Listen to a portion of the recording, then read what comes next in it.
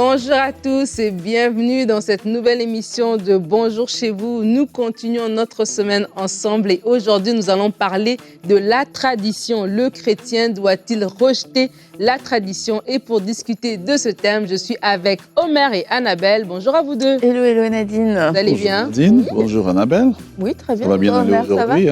Ouais. D'accord, on s'est salué, alléluia. Aujourd'hui, on parle d'un sujet très important, très sensible en fait, parce qu'on parle de tradition, des choses peut-être qu'on fait depuis longtemps, qui sont ancrées en nous, des habitudes que nous avons, des façons de faire familiales, peut-être même de notre nation, etc. Et alors qu'on est au Seigneur, est-ce qu'on doit rejeter ces choses-là? Est-ce qu'on doit les garder, quoi rejeter? C'est de ça qu'on va parler. Omer, tu vas justement répondre à une question d'Éléonore du Gabon. C'est la question de l'émission. Comment savoir quelle tradition garder et quelle tradition rejeter? En fait, on se base sur Marc chapitre 7, le verset 8, un fameux discours de Jésus qui n'a pas laissé les pharisiens indifférents. Et je crois que personne ne restera indifférent après cette émission. Amen, amen, on le croit. On veut que le Seigneur nous transforme. Oh yes. Et Annabelle, tu vas faire un culture et média aujourd'hui. Oui, et on va parler du Jesus Festival qui a lieu au mois de juillet. Merci Nadine, une vraie joie de faire ta rubrique alors que tu es là. T'as vu? On partage les choses, ma sœur.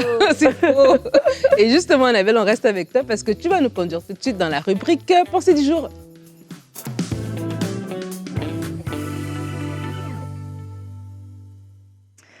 Alors quand on parle de tradition, quelquefois on peut être très tranchant. Ah non, il faut rejeter absolument toutes les traditions, il n'y a rien de bon, tout est si quand on est né de nouveau. Et puis il y a aussi peut-être un autre extrême. Non, la tradition, c'est important de la préserver parce que ça fait partie de la culture, ça fait partie de notre héritage en tant que nation, mais aussi en tant que famille. Alors on a envie de perpétuer certaines traditions.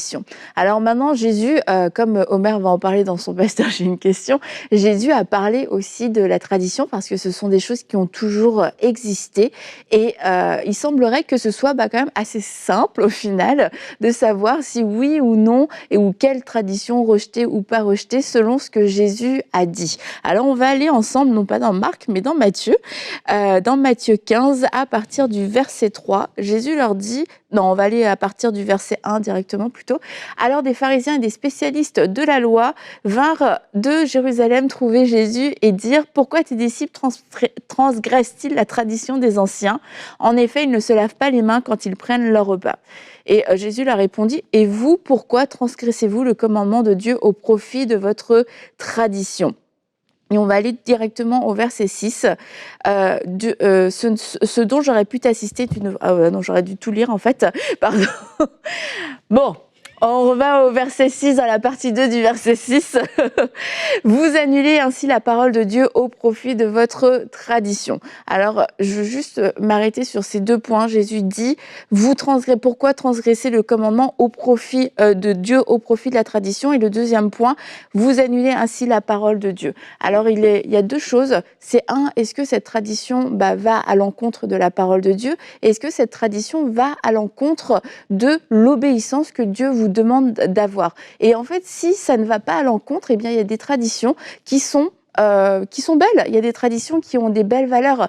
Maintenant, il y a des traditions qui vont vous empêcher de vivre votre foi. Et en fait, ce qui est difficile, c'est pas de savoir oui ou non. C'est plus à cause des relations humaines que ça va être difficile de pouvoir prendre position et c'est de dire, écoutez, nous on fait plus ça. C'est pas la manière dont je veux éduquer mes enfants. Ce n'est plus la manière dont je veux vivre. C'est plus ce que je veux faire quand un enfant naît, lors d'un mariage, etc., etc. Parce que aujourd'hui, si je me pose juste la vraie question, est-ce que c'est conforme à la parole de Dieu et est-ce que je peux continuer d'obéir à ce que Dieu a mis dans mon cœur? Et si on ne peut pas répondre oui à ces choses-là, eh bien que ce soit la tradition, mais que ce soit n'importe quoi d'autre en fait dans la vie, c'est des choses auxquelles nous devrions renoncer et tourner le dos. Alors c'est sûr que quand il est question de tradition, comme je disais, c'est plus difficile quelquefois juste parce que il y a tout un enjeu derrière à cause de notre entourage. Il peut y avoir toute une pression, il peut y avoir aussi un certain attachement à certaines choses, mais posez-vous juste les bonnes questions et vous verrez qu'en fait c'est assez simple de savoir si oui ou non je peux ou je dois rejeter certaines traditions. Amen. Merci beaucoup, Annabelle, pour ta pensée. Et tu parlais de Matthieu, c'est notre verset du jour. On va tout de suite le partager. Matthieu 15, au verset 3, Jésus répond, ça dit, « Il leur répondit, et vous, pourquoi transgressez-vous le commandement de Dieu au profit de votre tradition ?»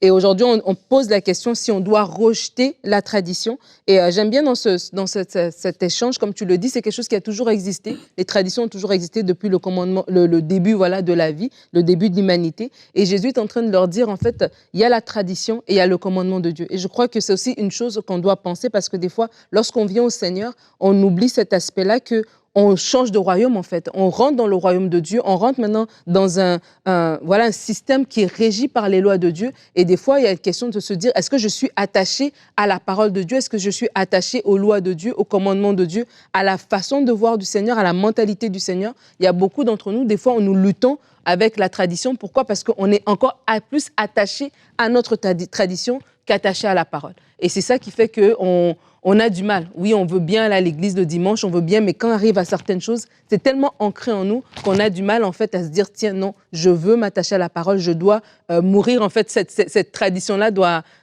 pâlir et en fait, la parole de Dieu doit être plus importante que les rites et les coutumes auxquels je suis habituée.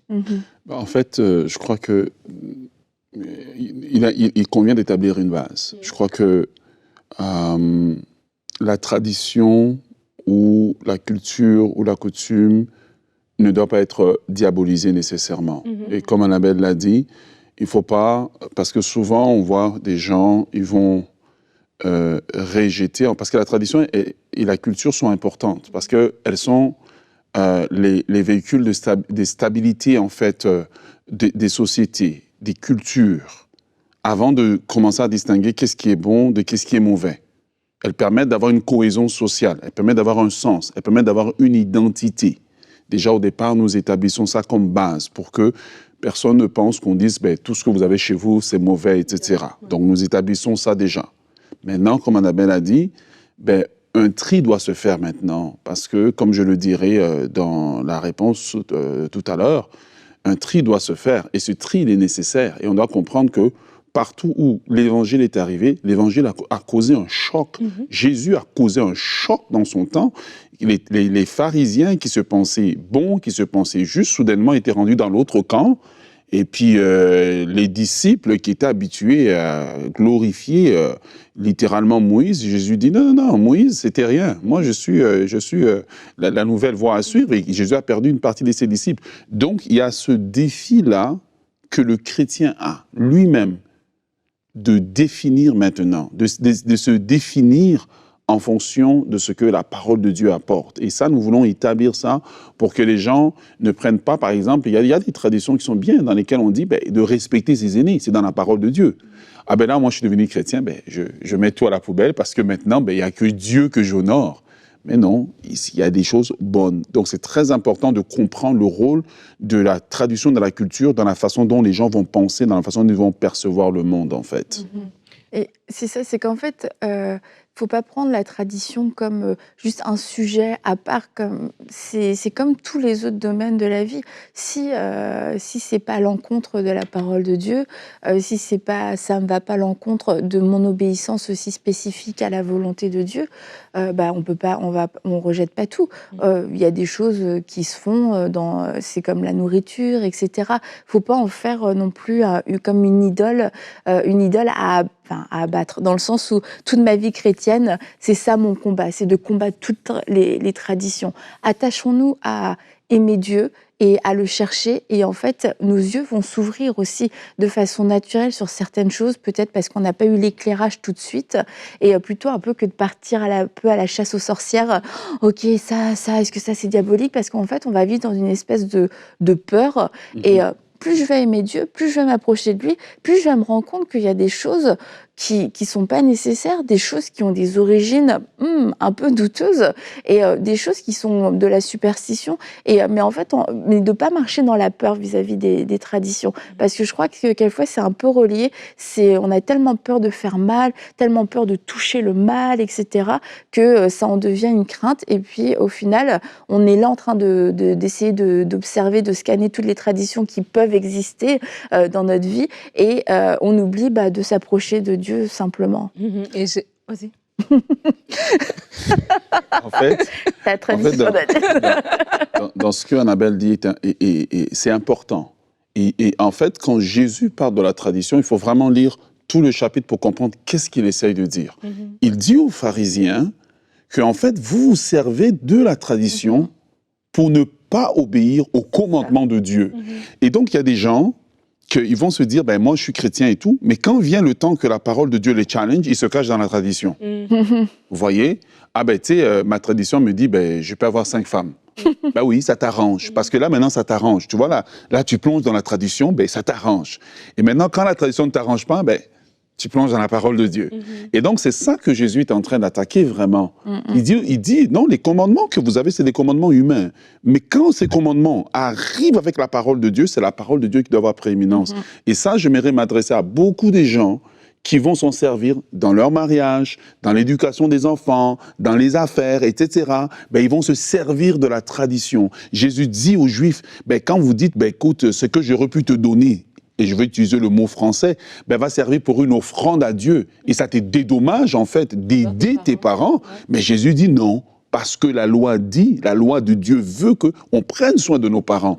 Et ça, c'est très important à souligner. Comme ça, au moins, les gens ils vont savoir exactement dans quel angle nous sommes, en fait, d'obéir à la parole de Dieu. Ouais, et c'est bien. Tu peux parler, Mathilde? Oui.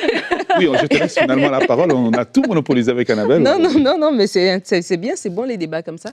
En fait, ce que je voulais dire, c'est que ce que tu as dit tout à l'heure, c'est que quand Jésus est venu, c'était choquant pour ces gens-là. En fait, c'est ça l'idée. C'est comme tu disais, Annabelle, c'est que c'est au fur et à mesure que nos yeux vont s'ouvrir parce qu'on a grandi dans quelque chose, ça a toujours été comme ça. Alors qu'on vient au Seigneur, on grandit avec notre relation avec Dieu, on aime Dieu, on veut le faire plaisir, on veut le plaire, on veut lui être agréable, on est dans la parole et c'est au fur et à mesure que nos yeux vont s'ouvrir sur certaines choses. Il y a des choses qui sont assez logiques, assez fortes, ça va s'ouvrir dès la nouvelle naissance, mais au fur et à mesure, je veux dire, si j'ai rencontré le Seigneur et je suis toujours confortable et il n'y a rien qui a changé dans ma vie et je n'ai pas été confrontée, ça veut dire qu'il y a un souci. Mais normalement, alors que je l'ai rencontré, il y a quelque chose qui doit arriver. Et les pharisiens, je veux dire, ils observaient des lois qui, au départ, c'était des lois, c'est la loi que Moïse leur a donnée. Mais avec le temps, c'est ça la tradition, c'est qu'avec le temps, quelque chose qui a commencé bien, ils rajoutent des choses. On doit se laver les mains, mais là, ça devient un lavage de mains un peu compliqué. On doit honorer nos parents, mais en même temps, on doit donner l'offrande. Donc là, maintenant, je veux donner l'offrande au lieu d'honorer mes parents avec cet argent-là, etc. Et donc, ça se complexifie avec les années. Et c'est ça qui fait que la tradition arrive à un point qui devient un peu compliqué. Et c'est comme ça que dans vos vies, pour chacun d'entre vous, peut-être que vous êtes à un stade, on m'a parlé de l'éducation des enfants, où vous êtes en train d'élever vos enfants. Et là, il y a des traditions comme ça qui sont là. Et puis vous êtes en tant que parents, vous voyez le modèle divin par rapport à l'éducation des enfants, un modèle de bienveillance, un modèle de protection, voilà, un modèle d'accompagnement, un modèle de prier pour ses enfants. Et à ce moment-là, en tant qu'enfant de Dieu, vous devez faire le choix. Est-ce que je mets en place ce que la tradition veut par rapport à mes enfants ou non? Je mets en place ce que la parole de Dieu dit. Et ça peut être la même chose pour le mariage. Dans le couple, selon différentes cultures, il y a des façons de faire. Mais en tant qu'enfant de Dieu, encore une fois, il y a un modèle divin qui nous est donné. Et l'idée encore aujourd'hui, on le priait même avant l'émission, ce n'est pas de taxer quelqu'un, ce n'est pas de condamner quelqu'un, ce n'est pas d'accuser une tradition par rapport à une autre. Les traditions, il y en a partout. Tout le monde, on ne pourrait pas dire que vous n'en avez pas. Tout le monde a une tradition quelconque. Et les familles même ont des traditions. Mais maintenant, c'est de dire, OK, Seigneur, moi, je veux te ressembler. Comme Annabelle l'a dit, je veux te plaire. Alors, dans cette saison, dans ce que je suis en train de faire, dans même ma façon de parler, ma mentalité, où est-ce que j'en suis? Et soyez juste sensibles à ce que Dieu ouvre vos yeux. Et si, comme ça, il y a le Saint-Esprit met une conviction par rapport à une tradition, ne soyez pas bloqués, coincés. Non, ça, je ne peux pas. Non. Soyez malléables. Je crois que quand on est malléable entre les mains du Seigneur, c'est là aussi qu'on le glorifie. Et il y a des, comme Omer, tu l'as dit, il y a des traditions qui sont bonnes. Maintenant, c'est encore une fois avec quel esprit on le fait. Jésus a dit, en parlant de la Sainte Seine, comme ceci est mon corps qui est donné pour vous, faites ceci en mémoire de moi. C'est comme il nous demande quelque part, ayez cette tradition de prendre ce repas en mémoire mémoire de moi.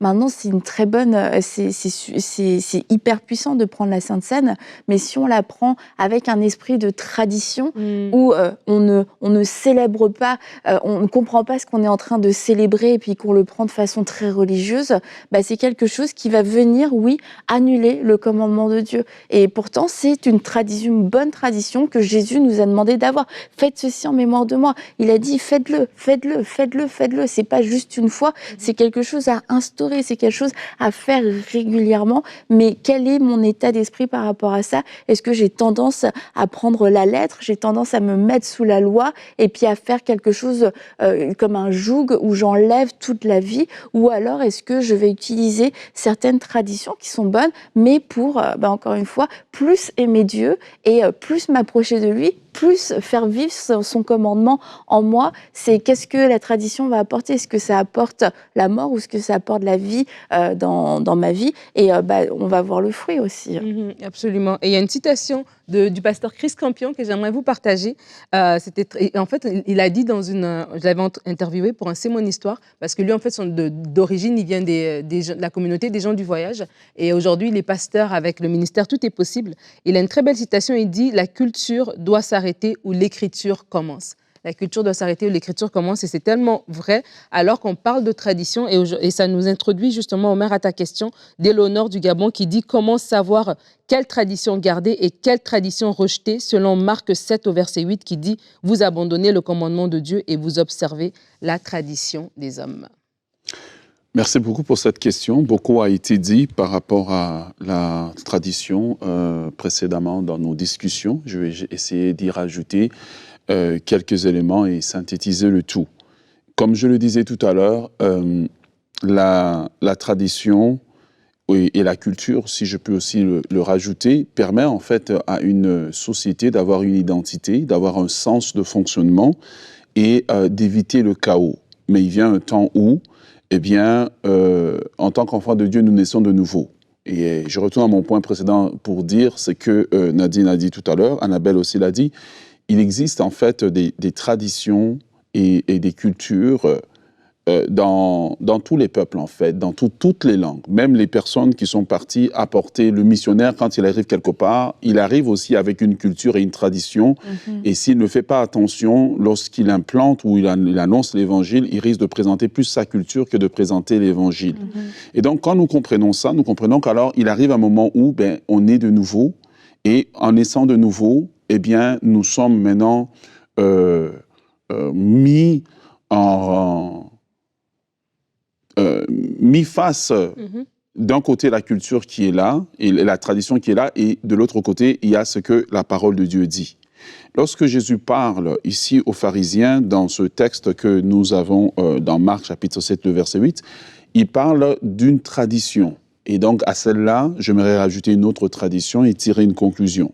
Il parle de la tradition religieuse. Et souvent, quand nous pensons tradition, eh bien, nous pensons au rite, lorsqu'il y a eu un mort, etc. Mais ici, Jésus attaque un des problèmes qu'on retrouve vraiment dans l'Église aujourd'hui, la tradition religieuse, en fait. Et la question de la tradition qui est prise dans ce texte, il ne s'agit pas de la tradition de la culture de tous les jours, de la tradition de tous les jours, il s'agit de la tradition religieuse. Et quelque part, Jésus est en train de mettre le chrétien en garde que tout en étant en crise, tout en ayant abandonné la culture de beaucoup de choses, de la tradition peut-être de nos ancêtres, etc., eh bien, nous avons, en étant dans l'Église, des traditions, et que ces traditions-là, nous avons le risque de les mettre au-dessus de la parole de Dieu. Et vous voyez, et lorsque nous tombons déjà dans le premier type de tradition, on se rend compte en fait que tout le monde est à risque non seulement de créer des traditions,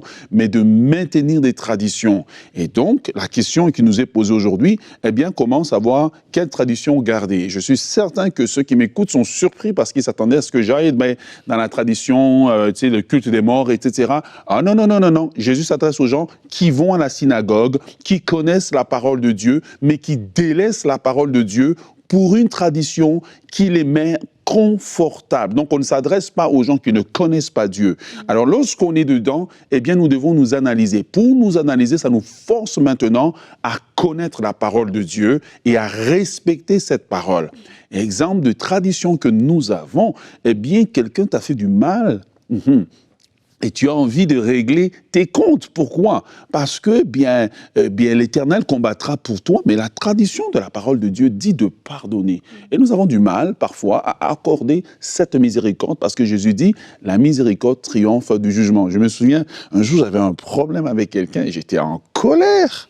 Et Nadine me dit, elle me dit ça en anglais, mais je veux le dire en français, elle dit, il faut que tu étendes la miséricorde à la personne. Il faut que tu étendes la miséricorde. La tradition religieuse me dit, non, tu as raison. La Bible dit dans Matthieu, si, comment dire, ton frère a quelque chose contre toi, va, assieds-toi avec lui, règle. Et ici, non. Non, ce que l'Écriture dit, dans ce cas ici, il ne faut pas que tu parles, mais que tu étendes la miséricorde. Nous voulons souvent juger nos cultures, juger nos traditions de nos pays, c'est vrai. Mais ne sommes-nous pas, nous qui sommes à l'intérieur, ne sommes-nous pas devenus comme ces pharisiens? Quelle est la tradition qu'il y a aujourd'hui qu'on trouve dans l'Église? Beaucoup de gens, lorsqu'ils naissent de nouveau, ne supportent plus leurs parents, n'aident plus leurs parents, ne payent plus. Ils se coupent de leur famille totalement. Ça, c'est une tradition que nous devons abandonner. Pourquoi? Parce que la Bible dit dans Jacques, si quelqu'un ne prend pas soin des siens, il est pire qu'un inconverti. Et il y a beaucoup de gens, dès qu'ils se convertissent, leur papa devient sorcier, leur maman devient sorcière, leur oncle, leur tante, leur ceci, leur cela. Ils se coupent littéralement. Ce n'est pas le modèle de la parole de Dieu. Le modèle de la parole de Dieu, c'est que nous devons supporter les nôtres, qu'importe qu'est-ce qu'ils sont, parce que nous croyons que quand nous faisons le bien, notre évangile parle beaucoup plus par les biens que par nos paroles. Alors je vous invite à lire la parole de Dieu, à vous y attacher, et au travers de tout ce qu'on a dit, au travers de discussions, vous allez trouver qu'est-ce qu'il faut respecter, et croyez aussi aux témoins intérieurs. Une des choses qui nous aide aussi dans la tradition, savoir quelle tradition religieuse garder, quelle tradition religieuse rejeter ou bien mettre en moins importance, c'est le témoignage du Saint-Esprit en nous, le témoignage de notre conscience et ce que nous connaissons de la parole de Dieu. Merci beaucoup, Omer, pour ta réponse. Si vous avez des questions, vous pouvez également les envoyer à l'adresse pasteur.j'ai-une-question@emcitv.com. Il nous fera un plaisir de sélectionner et pour une prochaine émission. Et alors que tu parlais des traditions religieuses, je me suis dit même des fois aussi, même dans l'Église, quand on est trop confortable dans une certaine façon de faire. Nous, c'est comme ça. Nous, on porte la toge, nous, on chante comme ça, nous, on chante comme ça. Et que le Saint-Esprit n'a même plus la liberté, entre guillemets, de se mouvoir, de nous parler, d'utiliser différemment. C'est là aussi qu'on doit être interpellé, parce que comme il a dit, Jésus parlait à des gens qui le connaissaient, donc qui connaissaient la parole. Donc c'est pour dire aussi, même nous, dans l'Église aussi, on peut avoir, même en tant que mouvement d'Église, même en tant qu'assemblée, une tradition et être comme ça bloqué par rapport à une personne différente qui vient. On ne peut pas la recevoir parce qu'on est trop voilà, camponné, je ne sais pas comment. On aime les zips. Camponné. Camponné. J'ai remporté le concours. On est cantonné. Cantonné, Non, vous dites cramponné. Cramponné ou cramponné, là, finalement? Cantonné ou cramponné? Bref. Cantonné, enfermé, voilà. We're stuck, c'est ce que j'allais dire. Mais bon, on continue cette émission avec la rubrique Culture et Médias.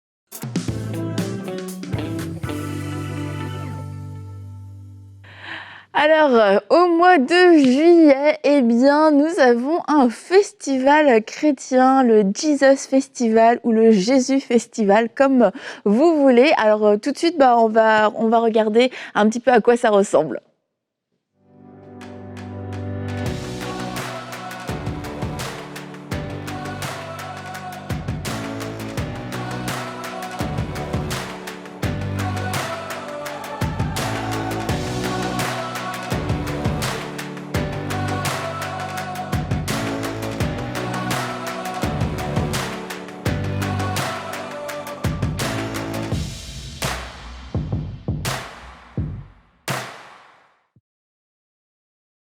Yeah. Ça a l'air cool. Alors, c'est 3 jours de festival, les 7, 8 et 9 juillet, à Paray-le-Monial, qui est à 2 heures de Paris, 1 heure de Lyon. Et c'est des temps de louanges. Il y aura Dena Moana, il y aura NV Worship, EXO, il y aura plein de gens, Manu Bolomic. Vraiment, il y a beaucoup d'artistes qui sont réunis. Puis vous pouvez aller sur le site jesusfestival.fr pour voir toute la programmation jour par jour qu'il peut y avoir. Et ces 3 jours, du coup, c'est l'occasion aussi de pouvoir rencontrer tout un tas de gens qui vont venir de toute la France, même je dirais peut-être même de l'Europe. Donc prenez vos places sur le site. Et les organisateurs disent que c'est un événement qui est ouvert à tous, chrétiens, non chrétiens, de 0 à 99 ans, que tu peux aller seul ou en famille ou entre amis. Donc autant dire que c'est absolument ouvert à tous. Donc c'est à Paray-le-Monial, 7, 8, 9 juillet. Toutes les informations sur son jesusfestival.fr et vous pouvez encore prendre vos billets. Et c'est aussi un événement auquel on peut aller assister en famille, un festival chrétien. Donc tout va être clean, il n'y aura pas de débordement. Du coup, ça peut être un événement familial. Alors on vous encourage à pouvoir y aller, puis profiter des temps à la fois dans la présence de Dieu, mais aussi des temps fraternels et des temps fun et tout. Donc voilà, jesusfestival.fr. Merci Annabelle. Et ça fait quelques années déjà, ça existe. Deuxième édition. C'est la 2e édition. Et c'est fait en grand, en fait. Moi, j'aime, c'est vraiment excellent la façon dont c'est fait. Et quand tu vois les gens qui sont là, les chantres qui vont y être, c'est quand même des personnes qui sont vraiment ointes, des gens qui sont dans Peut-être que tu seras là, Nadine. Gardez un œil ouvert. Peut-être que vous allez voir Nadine. Je ne chante pas. Je ne vais pas chanter. J'ai eu un moment d'espoir. Ah, écoute. À Paray-le-Monial. Mais non, mais ce que je veux dire, c'est que c'est super. Moi, en fait, quand je vois des événements comme ça, avec des chantres qui viennent un peu de partout, et des grandes personnalités dans la francophonie qui se mettent tous ensemble, tu te dis, waouh, ça va être une concentration d'onction, j'ai envie de dire. Et comme on parlait de tradition, justement, c'est l'occasion pour vous d'amener vos amis, d'amener vos familles, des gens peut-être qui ne connaissent pas le Seigneur, vraiment. qui peut-être vous se disent, J'aurais oui, pu le dire. on travaille ensemble. Merci, Et qui se disent, tiens, vous êtes comme ça et tout ça. Mais en fait, en les amenant, ça leur permet aussi de vous découvrir, de découvrir la foi, de découvrir le Seigneur. Et Jésus touche les cœurs. Hein. Donc, même dans des temps fun, le Seigneur peut toucher le cœur de quelqu'un et l'amener à lui. Donc, vraiment, on vous encourage à pouvoir y aller. jesusfestival.fr. Et notre émission tire à sa fin. On arrive demain et c'est déjà vendredi. Et notre dernière émission de la semaine avec un témoignage. Comme d'habitude, on va parler de la puissance de la prière collective et nous aurons le C'est mon histoire de Jade qui dit que malgré l'endométriose et un ovaire en moins, j'ai eu mon bébé. Un beau témoignage qu'on va découvrir demain. Soyez bénis et bonjour chez vous.